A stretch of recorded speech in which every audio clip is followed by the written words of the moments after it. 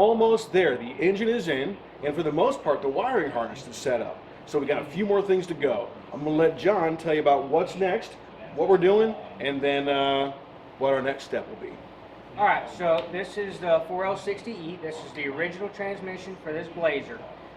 There was some modifications on the inside, upgrade to the Hd2 Transmission Shift Kit, as well as a couple other valve body upgrades, new solenoids. So this is basically a fresh, complete rebuild, all new internals. What's an Hd2? Well, the Hd2 kit, we can actually turn this a little bit towards you, and it's basically one solenoid in here, which is out of the Corvette, and what that does is it changes your shift, how hard it shifts. So when you're just barely getting to the throttle, normal cruising, it shifts just like stock. But when you get into it real hard, you get that real hard slam shift where it actually saves the clutches. You get that nice firm, so it shifts faster, shifts harder, and it actually is better for the transmission. We went that route because I like that nice smooth shift, so it's not too hard, not too soft, so under normal driving. Then if I really decide to get out and have some fun, it really has that punch to really hit that second and third gear. So that was the upgrades to the internal of the transmission. The other thing is the bell housing. The stock 4.3 bell housing will not work. Luckily 4L60 GM, they designed where you could take the bell housings off and interchange the bell housings. So you could take a 4L60 from a 5.3 and convert it down with the bell housing, so they have one transmission for multiple applications. And also the torque converter was upgraded to a Trailblazer, straight 6 Trailblazer, because the straight 6 needs a higher stall because of the straight 6 setup. Okay. So it's got a 2200 stall in it. The cam is recommended between 2000 and 2500 stall. So I went with the Trailblazer. It is a nice upgrade for this application. So we're going to put the new bell housing on, which is designed for the 5.3, which is a little bit longer and has the extra bolt holes for the 5.3. Good deal. So we get the bell housing on, get the transmission mounted. Yep. We'll see where things line up. We'll tighten the bolts up, put the drive shaft on. Yep. And then we're ready to finish some connections. And then, is it ready to fire up? Not quite. Uh-oh. We'll have to get the PCM programmed and have a guy come out and do that and get that finished up. One quick tech note I do want to mention. This does a special tool for the bell housing bolts.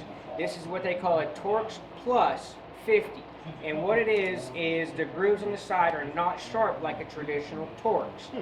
It's a little bit more rounded. So you have to have one of these when you pull the bell housing. If you run a regular Torx in there, you will strip those bell housing bolts. So make sure you have a Torx Plus 50 for the bell housing. All right. Let's get this thing on.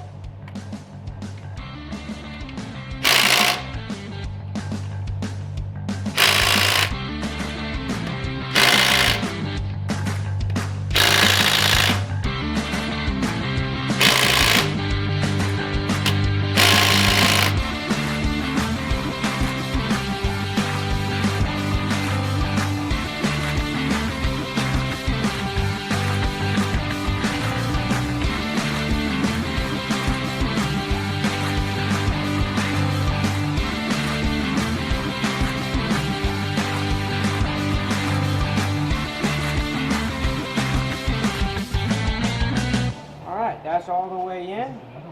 I can't quite touch the back of the torque converter, which tells me that it's all the way in. It's somewhat hard to spin, so I know it's attached to the pump.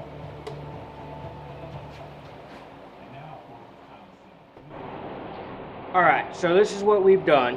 This is the original fuel filter for the 4.3 liter S10 Blazer. You see it's designed this way. It's a M16 thread. Now on this application we won't be able to use this. So what we did was did a returnless system using the 4-cylinder 2.2 liter return setup. So what we did was to cut that, we used a Dorman repair line and an adapter where we cut this fitting off to allow it to slide into here, and then shortened it to go into the fuel filter. We did that with both the inlet and the return line on the fuel filter. So we'll show you exactly what it looks like. Alright, this is the return line going back into the tank, and your top one is the main feed, which is a 3/8. So that's the return line. That's the 4-cylinder 2.2 liter fuel filter.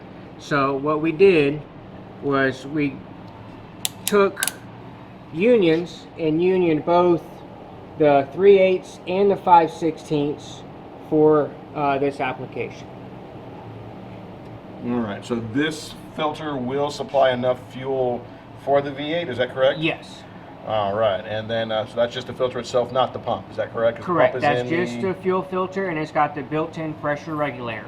So it's built into the fuel filter where it allows to run 60 psi fuel pressure to the injection system. Good deal. So why wouldn't the old one work?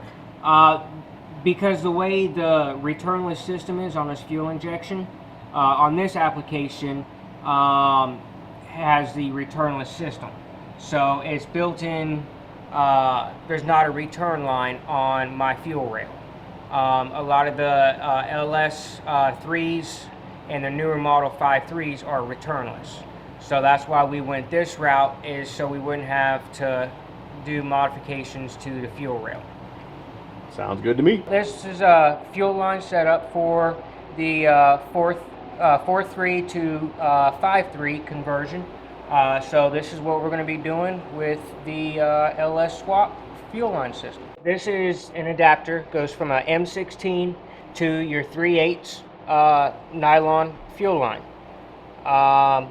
So what we did was use the factory metal line where it comes off for the 4.3 and put this adapter on there.